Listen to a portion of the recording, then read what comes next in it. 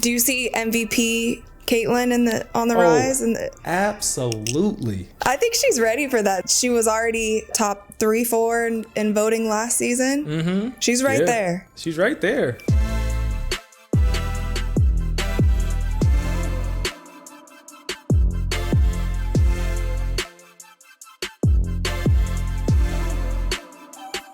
What's up, you guys? I'm Rachel DeMita, and welcome to the Courtside Club. Today, we have a very special guest joining us. We have the Indiana Fever's brand new player development coach, Keith Porter. Now, you guys might recognize Coach KP from Caitlin Clark's viral offseason workout, or maybe Aliyah Boston's offseason workout. And today, we chat with him about all things Indiana Fever, Coach Stephanie White, what it's like to work with the one and only Caitlin Clark, and so much more. I hope that you guys enjoy this interview.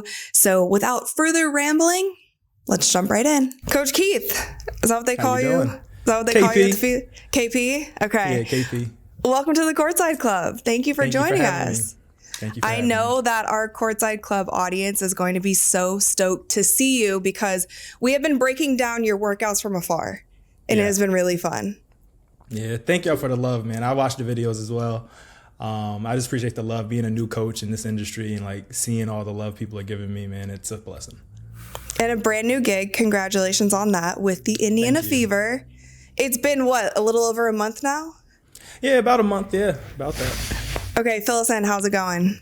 It's great. My only thing, it's super cold. Like right now it's like 3 degrees. I can't deal with it. I'm inside all day. But it's been amazing, man. The franchise is great. The fans, the people I met have been awesome. Just overall, it's been a blast. It really has. And then also working with Caitlin Clark every day has been a dream come true. Of course, of course. So for your first season in the WNBA, so this is only your second season, correct? Or it will be your second season in the WNBA? No, this is my third. Your third. Okay, so 2 seasons with Connecticut. Yep, 2 seasons with Connecticut. Okay, perfect. Yeah. And you were there with Coach Stephanie White. Mm-hmm. Yeah, and now you are here in Indiana with Coach Stephanie White, but you're familiar with her. So can you give us a little backstory, a little like insight on what it's like to work with Coach Stephanie White? Yeah, so when Steph called me, asked me would I want to come with her to Indy, it was like a no-brainer. Steph, like I tell everybody, I'm so spoiled to have Steph as like my first coach. Steph is like, I call her a mom. She's a mom first. She cares about people and she's just genuine, like, and when I'm learning about this industry, not everybody's genuine. And when you have those people like that, you don't want to let them go. So my first 2 years, like right from the first day, like not knowing me, she gave me a voice in the locker room, right? She asked my input on things. So she always made me feel like I was a part of the crew. Because my first 2 years, my first year I was support staff. Last year I was more full-time. But from day one, man, she asked my input on things and just made me feel like I was actually a coach in the professional world. What is her mindset like? Because you said you're in those locker rooms, and it seems like obviously there's been such a storm with her coming to the Indiana Fever, and a lot of Fever fans are really excited about that. And it seems like from her interviews, she has that mindset of winning right away. Yeah, we are win now, and that's everything for us. So. She's been in town in workouts, right? She's always checking in, seeing how things are going, putting her input in, things she wants to work on. So she is so locked in, even though she has so many jobs doing broadcasting, all those things, but she is so invested and locked into Fever basketball. It's crazy. She's super focused all the time, but it's from a good place. It's from a good place. Well, that's what you brought it up, but you said, she's on the court, she's in these workouts. That's what I noticed during that first Caitlin Clark workout that went pretty viral that we reacted to on this channel. You were on the court with Caitlin, but Stephanie White was out there too, which is rare in a sense to have a head coach out there working with one of their stars. So firstly, talk about her being hands-on with the players. And then we got to dive into that workout too with Caitlin. But first, tell me about Stephanie White on the court. On the court, she's great. So usually she kind of just stands at half court, kind of like arms folded, just watching. But yeah, she honestly just watches, gives input, asks me questions. And it's one of the best things about our whole staff, from Steph to Austin Kelly to Brianne January and Abby Olajuwon back in Connecticut, we all understand our strengths and weaknesses, and we never overstep with one another, right? So we're always like asking questions and always just trying to learn. So really, I feel like Steph loves just to be on the court, just to learn different ways of player development, the way that I do things, right? And that's one of the coolest things about Steph. Even though she's like so far in the professional world, she's still just a hungry coach wanting to learn, which is just super special. It's like you guys are all role players, but also all stars. Oh, that's love. Right? I appreciate that. Yeah. So let's talk about these workouts with Caitlin. Yes. You talked about it in another podcast that you were just excited to have the opportunity to be able to work with Caitlin, obviously one of the biggest stars that we have ever seen in women's basketball. What goes into it when you are preparing that first workout for Caitlin? Oh my God, so I write up everything, every workout I'm writing up. So it was a lot of writing this up, scrapping that, ripping that paper up, doing it again. I love the play-in workout. So it was really just going back, first watching all of our games against Connecticut, and just seeing what she did well, what she didn't do well in, and then just watching her games and just getting really familiar with how like her body moves on the court. And for me, it's mostly kind of fine tuning at this time of year, right? I love to fine tune and just add like one or two more pieces that can, complement her natural game, not changing too much. So it was a lot of over prepping for the workouts, but everything is going great in this first month. So you're maybe a little bit nervous for that first one? Yeah, always. I always get nervous for all my workouts with pros because, you want it to be great. You want it to be what they need. So nerves are always there. But yeah, it's good. With a player like Caitlin, obviously we saw last year during her rookie season, she was full court press, face guarded, double teamed. And even through that, as a rookie, even coming off a full season in the NCAA all the way to the championship game, playing literally every minute on the court, through all of that, through all the defenses, she was still able to break through. She was still able, we saw all the records she broke. She was still able to score. She was still able to facilitate. She was still able to stay on the court.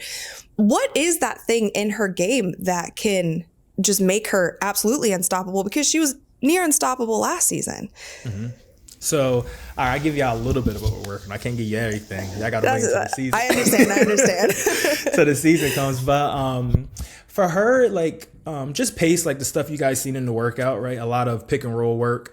And just learning how to like shift gears and play with different pace, right? I always compare it to like the men's side of the game. Like the top guards, like, the Brunsons, the Kyries, like all those guys, they have so many different gears they could shift from. They go fast when they want, they go slow when they want, right? And just learning how to like move the defense in that way. Because we know, like you were saying, she's seen every type of coverage, right? She's getting blasted on ball screens, right? They're trying to get the ball out of her hand. So learning how to slow down when she wants, to try to make that defense overcommit. Now we go the opposite way and things like that. And then just giving her like a few more finishes when she's getting downhill and things like that. So she has some more tools on her belt. It's making the other teams adapt to her instead of her having to adapt to the defense that people are throwing at her.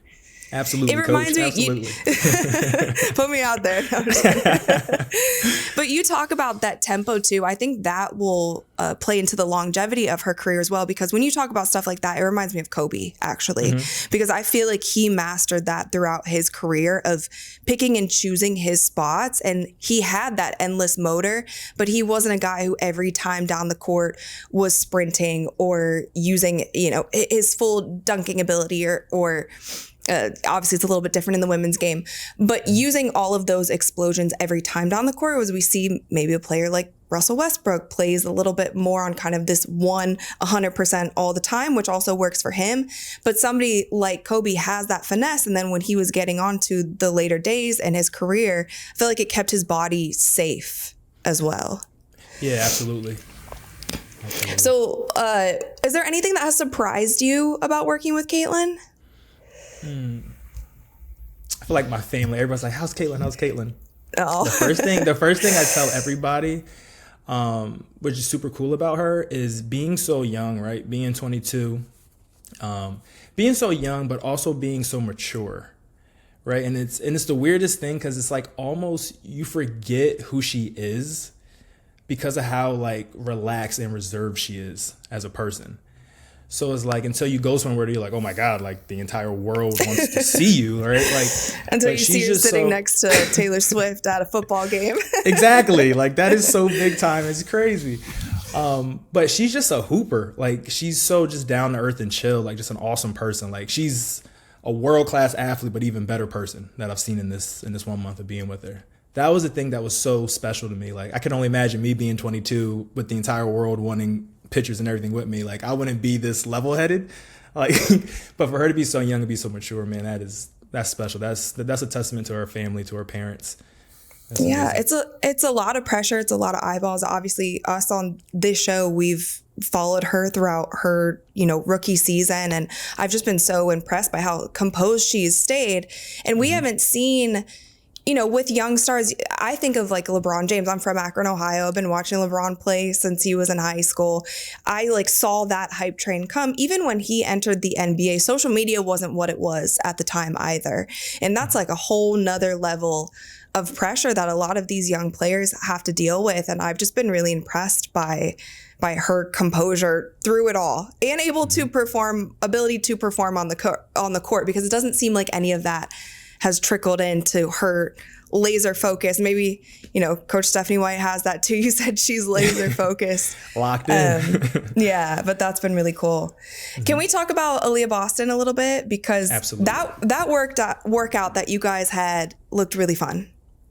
Yeah. It just I just felt the joy through the screen during that. So I didn't know she was this funny. It's like, it's really hard to stay focused around her because like everything's a punchline. Like she's just all over the place. But like one of the first things I noticed about her, like I watch her, right? I'm like, wow, she's like moving all these centers, but like actually like playing D and actually having to hit her, I'm like my arms hurt afterwards. Like she's so strong and such a presence. But yeah, we were just having so much fun. It was weird. It was almost like we already knew each other, but we didn't. But we just hit it off so well. So I'm really looking forward to like getting down to Miami, checking in with her and Unrivaled and all that stuff, and just continuing to build with her before the season starts. What I noticed in that workout that you guys posted is that you were also doing full court stuff, which you don't necessarily see so much in individual workouts. And I also played basketball myself. I feel like all of mine was half court dribbling, working on weaknesses, but full court, you get that when you scrimmage and things. But a theme that we saw with the Indiana Fever last season, as their chemistry continued to develop, they were running the ball more. And when they ran and they played at that quicker pace, they played better. So is that something that you can see you guys also doing into this next WNBA season? Yeah, absolutely. Like Steph wants to play fast. She always wants to run and gun. So like having Aliyah be able to rebound it, outlet quick, and then bust it down the floor, right? So like being a great rim runner is a great skill to have, right? You can get like 6 to 10 points a game off that. Just rebounding and just busting it down the floor. So yeah, just working on that, getting her comfortable running, but then also having the legs like, get hit in the pocket, hit that little mid-range jumper, or like that little, I call it a touch shot, like that Joker floater in the paint. So yeah, mobility and being able to get up and down the floor and keep up with our guards is going to be super big for next season. Because that's, I think, what some fans might not realize is like as the game progresses on, especially for post players, like they're inside banging all game. It's, it's physical for the guards because they have their own things to deal with. But for the post players, like they're banging in there. And so their conditioning almost needs to be at that next level to be able to use that strength in the post and then also get down the court and then keep your shooting form the same, because when your legs start getting tired or your arms start getting tired from doing all this work, and that just takes a lot of, it's conditioning, but it's in speed, it's game speed conditioning. You can't just say, get on the track and go run a mile. That's not going to prepare her for what's to come. Yeah, no, it's different. Like bigs have it bad. Like I'm only like 6'2", 6'3", so I'm a small guard, but like being a big man, that's tough. Getting hit and playing in the post, like refs allow more contact. Like you're getting pulled on, you're getting thrown to the ground, but then you have to run up and down the floor and keep up with these small, quick guards. Man, that's tough. It's a hard job. Well, we're seeing some of that in Unrivaled too. I don't know if you caught opening weekend. Yeah. So what did you think about it so far? Because my immediate thought was these girls are going to be in great shape by the end of this. Yeah. I'm a fan. I loved it. Like I was locked in. But that was my first thought too. I'm like, oh my God, like this game is fast. Like, it's really fast. But yeah, I'm a fan. The games are super competitive. I think the only game that wasn't was the second Phantom. day. It wasn't, yeah, that one shocked me. That one shocked me. But I like it because it's super competitive. You could see like Jewel and like Skylar going at it that first game. Like, it was good. Like, I was locked in. I can't wait for the next one.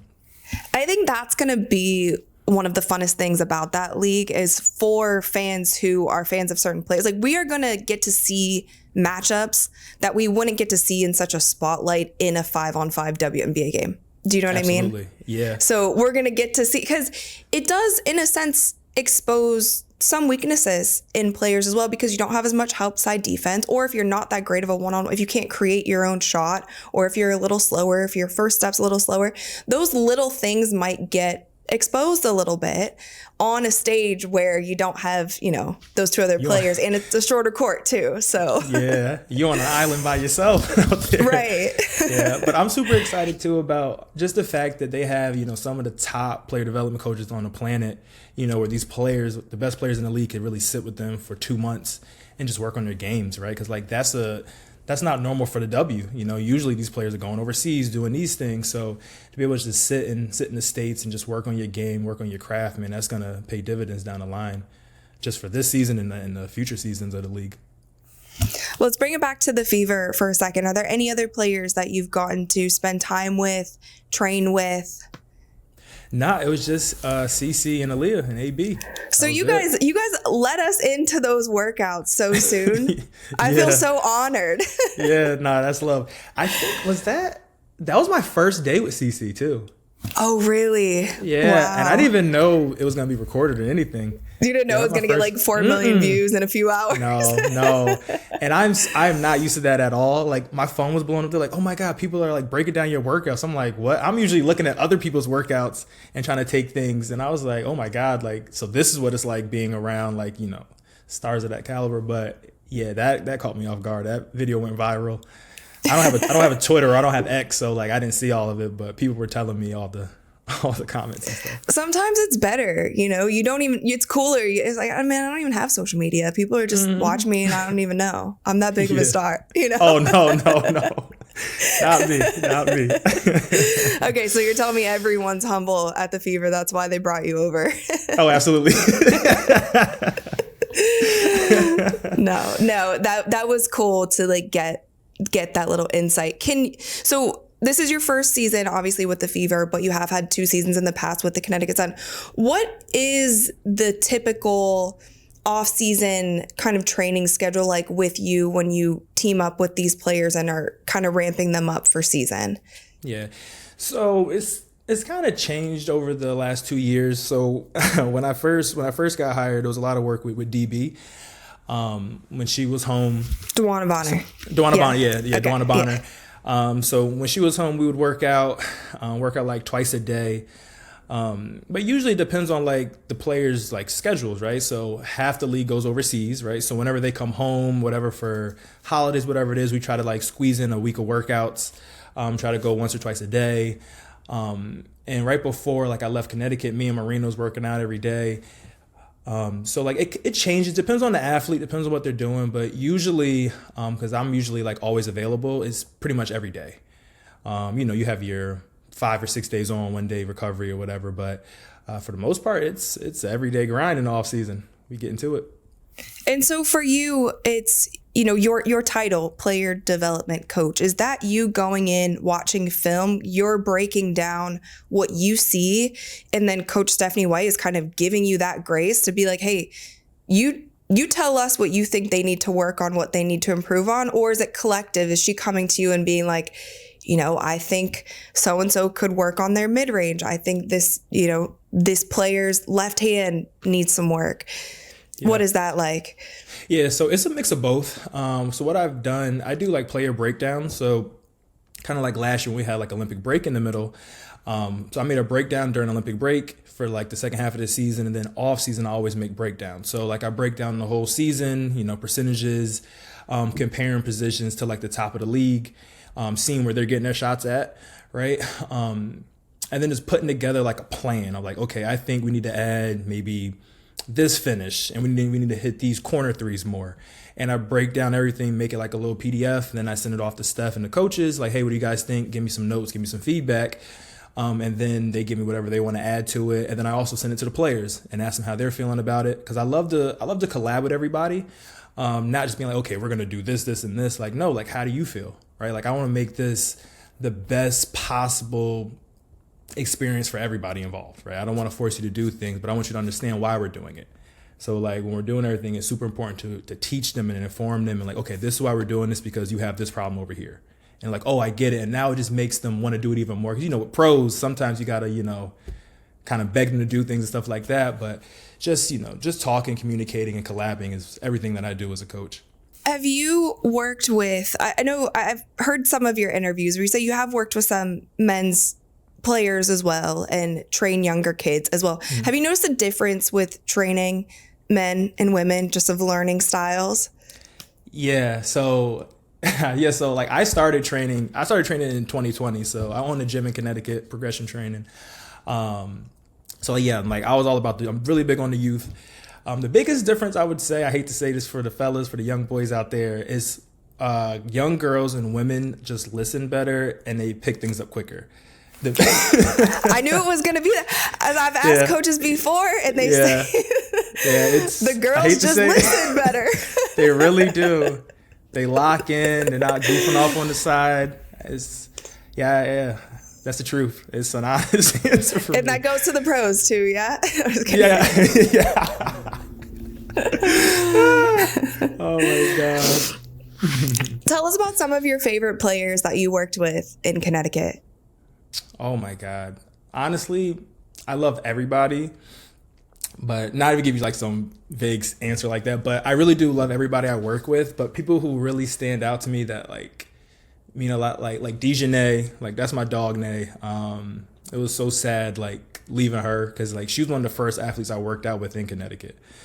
Dijonai, Marina, Money Mabry, just an awesome hooper, great person. You know, DBAT, Breezy. I can list every player that has worn that jersey in those 2 years. I was going to say, we're just going down the list. Yeah, and that's one thing, like, Liv, like, it's like Connecticut's a small market, but it's just a group of great people, right? And that's one thing about Connecticut I would say is just the experience with the people from the front office to the players, man. Everybody's just good people.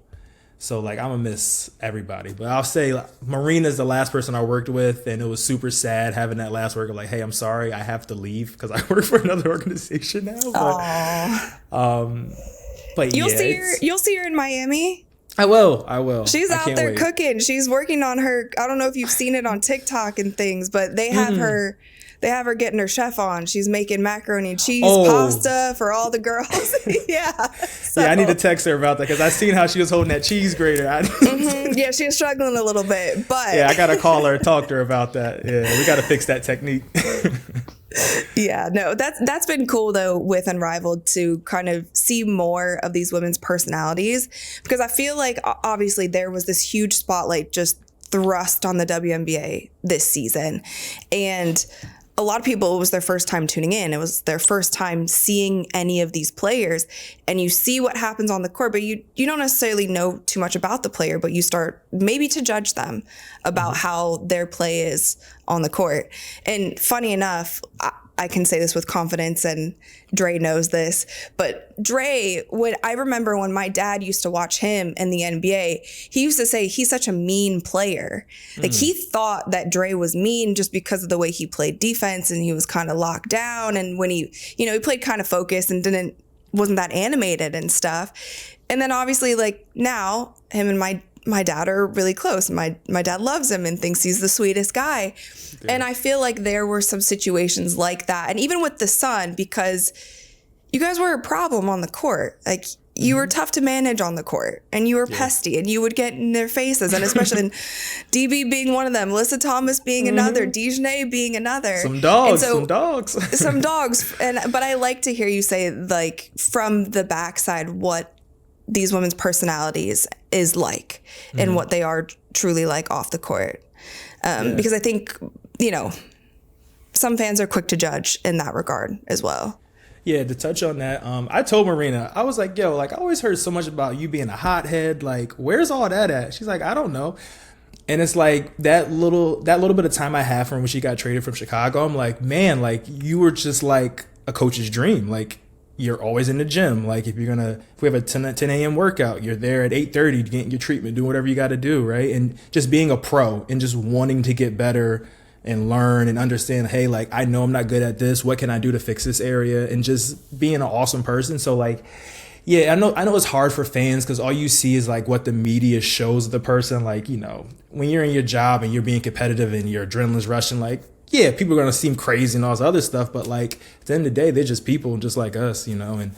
And I wish the world would understand that more. Like I know it's a sport and all that, but so much more to it. I think as the seasons progress, I think we will see more of that because we've seen those narratives in the NBA as well. We've seen players go like this, and we've seen certain players who continue to play dirty and do things that just, you know, go to their reputation, you know.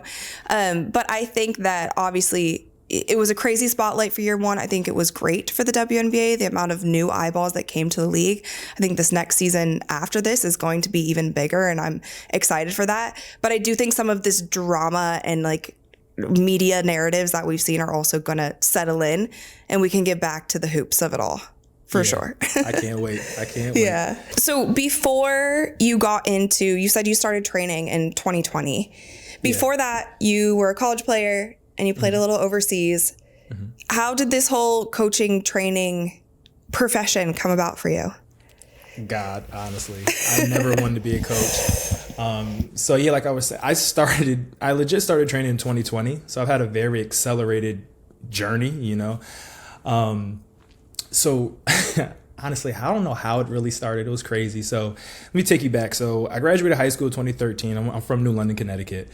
I was teammates with Chris Dunn, who's on the Clippers. That's my guy, Chris. So I went to a JUCO in Groton, Connecticut. I went to a JUCO for 2 years, and at that time, I had a coach named James Childs. He coached at like St. Thomas More, one of the best prep schools. And me and him have been together since then. Like he's like a dad to me. And the whole time I was thinking he's like, you know, training my skills like to get me to be like in the NBA. You know, every kid's dream is being in the NBA. But really, I was learning how to be a coach with him. And I didn't know it the whole time until I stopped playing. And then like all the lessons came back and I was able to like teach kids. But, you know, it didn't work out. Wasn't a D1 athlete, none of that stuff. And I went overseas to Spain and Puerto Rico, like one of those little agency showcases, you know, trying to get placed for a year or two. And then COVID hit. So that was leading me into COVID. And like if COVID never happened, I would probably have been like one of those guys just trying to be a journeyman, trying to get placed somewhere overseas or something like that. And like for me, COVID was one of the best times because it forced me to shut down and really just focus on, you know, the things that matter most in my life, my family, like how can I help them out and all that stuff. So 2020 happened and my wife's like, hey, like, let's start training kids. I'm like, absolutely not. Like, I don't want nothing to do with little kids that don't really care. Because I seen it. She's like, just try it. I'm like, okay, cool. So 2020, we started training kids at a YMCA. At a YMCA, all places. Oh, fun. Yeah. So I had one kid you were for wrangling like kids. You mean? Yeah. Hey, come over here. Exactly. So I had one kid for like 2 months. I'm like, Leash, I don't think this is gonna work. Like, she was like, just give it more time. And then like one kid turned to two kids turned to 4, and like, no lie, like every week it just started multiplying. Like, so it got to the point where I had like good 150 kids, and it was starting to get like the end of fall. Like, you know, you get those like 1 or 2 last good weeks in fall before it turns really cold for winter. And parents is like, yo, like, what are you gonna do? And we're like, I don't know, because we was outside at the time. We was outside training kids at the outdoor courts. And then one of my clients, his mom was a commercial realtor, and then we got into our space, so that turned into progression training. And then I just like fell in love with it. It was just like, wow, like seeing kids who struggle with the same things that I struggled with as a kid, being able to help them, right? And just from like, just being like, I don't want to say a big brother, but being somebody that could show kids how to do it the right way. Because I think so, especially for the youth nowadays, man, it's like kids are so consumed with like basketball that they miss out on like the special things as a kid, right? Just having fun, you know what I mean? Like going outside, playing with friends or whatever. And like everybody's so locked in on like, okay, I gotta get an NIL deal. I gotta get signed here. I gotta do this. Like, nah, just be a kid. Like, it's okay to miss a shot. Like, you're not gonna be a 10-year-old Steph Curry. Like, he wasn't Steph Curry then. Like, be cool with throwing an air ball up, right? Kicking the ball off your foot. So I really fell in love with just being a person that could kind of like bridge the community and just help kids just be kids and just create that community in my area, Connecticut. That's kind of how I started. Love that. Yeah. Thank you. So then you just stumbled across Stephanie White at Starbucks and was like, hey. No, I got you. You guys need a coach? Yeah, you need a coach? Yeah. Yeah. So no, but I do love that story. I do love that backstory though, because it was kind of it was a blessing in disguise that you were home. It didn't work. Yeah, it didn't work out for me. Like what I wanted. And also shout out to your wife too. Yeah, shout out Felicia. Shout out Felicia Porter. Yeah. She got you in there. So the way that I got to Connecticut or to the Sun, so we was running a high school summer league, and at the time before Morgan Tuck is the GM, I think her title was the head of like franchise growth. So she was just doing like community outreach, going to like all the local companies that like work in the youth or whatever in the area. It was like, hey, can we like sponsor t-shirts, the typical stuff. And I just asked her, or my wife asked, like, hey, do you guys have a player development coach? Like my husband wants to get out of working with kids. And she's like, no, she's like, no, not at this time. So this was 2022. This is right after the Sun lost to Vegas for their first championship. So she was like, no, we don't, because at that time Kurt and everybody was leaving, so there was no staff. And she was like, yeah, like we could talk about this at a later date. We have nobody in mind. Like, let's just let us hire our head coach and all this stuff. We could pick that up at a later date. So I just thought it's like your little small conversation. Okay, whatever. It's not gonna go anywhere from here. So in that time when I didn't hear back from her, and anybody who's seen my first workout with Caitlin knows that I use a lot of like 94 feet style training. So during that time, Phil Handy, yeah, Coach Handy. So during that summertime, I went out to his coaching clinic out in LA. And I would say that is like, for anybody wanting to get into training and do player development stuff, man, that event was so special. I wish I could go back every year, but I'm in season now and in summertime. But man, that event was so special. Somebody that's kind of like a mentor to me from afar. I met him a few times, got to talk to him. So when we were out there, I just asked him how he got hired, and he sent me an article about how he got hired. He basically made a whole breakdown of like the Lakers roster. So I did the same thing. I was like, all right, work for you. Let me try it. So during that time before I heard back from Morgan, I broke down the roster of the team, strengths and weaknesses, things I would change, areas that I think they need to improve on, all that other stuff. So I packaged it up, sent it to Morgan Tuck and Jen Rosati. Jen called me. I had a phone interview. And then she was like, okay, Keith, like everything sounds good. Let me talk to Steph and then we'll get back to you. Steph called me randomly like a few weeks later, but I almost didn't answer the phone, which is crazy. So it was like a random Chicago, Illinois number. And like, just like everybody else, I got bills. I don't know the number, not answering it. So I was like, someone was like, Keith, answer the phone. So I answered the phone and it's Steph. We have another phone call. We're on the phone for like 45 minutes. We hit it off. And then this is kind of around like the Christmas time. So then Christmas ends and then it's the New Year's, two days after the New Year, Steph calls me back like, hey, Keith, I want to officially offer you the job. And then that's kind of how I got hired. That's awesome. It's just crazy. It was a crazy turn of events, starting training in 2020, own my business for about 2 or 3 years. Then I get hired with the Sun. And then it's just like, boom. And now I'm in Indiana training Caitlin Clark, who might be the GOAT one day. Yeah. That's crazy. It's a blessing. It's crazy. What are your goals for yourself for this season? Maybe for Caitlin this season? Obviously, you've been fast tracked to the spotlight. Now you're here. You got to take a hold of this moment. Yeah. So I think for me, my goals this season, like personally, just getting more familiar with like scout reports and stuff like that, turning into like an actual assistant coach, growing in that regard. And then my goals for Caitlin, I just want her to just destroy everything, right? Like I want to give her like the extra tools to where now the way the teams used to play her, you can't do that anymore. You can't force her to take these shots. So now what do? You just got to take that. You just got to take these points and just get on the other end, right? So that's my goal. I want her to just feel super comfortable in every scenario, every coverage, whatever it is, and just destroy teams, right? The goal is ultimately a championship. And that's just my goal with like all my athletes. I just want them to feel good about their games and be confident and just go into the season, just with that joy, like that we all started playing when we was a kid. Do you see MVP Caitlin on the rise? Absolutely. I definitely do. I think she's ready for that. See, I don't know. I think she was already, top 3-4 in voting last season? Mm-hmm. She's right there. She's right there. And I don't think she's had a full off season off like this where she's been able to actually develop her game truly and lock in with you and lock in on some of these, perceived weaknesses or what she could improve on. So it could be some scary hours coming up. Mm-hmm. Come on. Yeah. Keith, before I let you go, I have some buzzer beaters for you if you're down. Okay, let's do it. Okay. So who is one person that you would love to see sitting courtside at an Indiana Fever game? Ooh, that's a toughie. I guess I'll have to go. For some reason, Denzel Washington's in my head. I don't know why, but to see Denzel courtside, yeah, that'd be crazy. That'd be nuts. So who is one person dead or alive that you would love to sit courtside with? Ooh, Kobe. And what is one event in history that you would have loved to have been courtside for? So this could be a sporting event or anything else. Oh my goodness. The first Lakers three-peat, Kobe and Shaq team that year when they beat the Sixers. I wish I could have seen it. But I was like 5 years old or 6 years old. But to be there. Okay. Cool. So let everybody know. I know that you said you're not big on socials, but if there's anything that fans of yours can follow you on, what they should look out for, what they should stay tuned for.